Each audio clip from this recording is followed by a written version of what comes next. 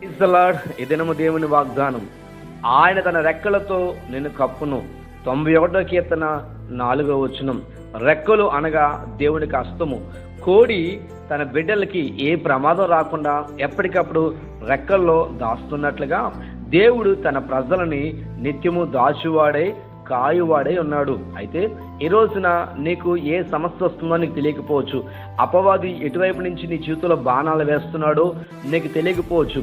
ఏ రకము బాణాలు అపవాది నిన్ను వేసినా, అది శోధన బాణమైనా, శ్రమైన బాధమైనా, ఏ బాణము నీ మీద అపవాది వేస్తున్నా ఆ బాణాల నుంచి దేవుడిని కాపాడి తన రెక్కల కింద దేవుడు నిన్ను కాయబోతున్నాడు. అయితే దేవుడు నిన్ను తన రెక్కల కింద రాయాలంటే మొదటి వచనంలో మహోన్నతుని చాటు నివసించేవాడే సర్వశక్తి నెడను విశ్రమించేవాడు. అంటే దేవుని చాటు నీ ఉంటే దేవునికి భద్రత కాపుదలు ఇవ్వబోతున్నాడు.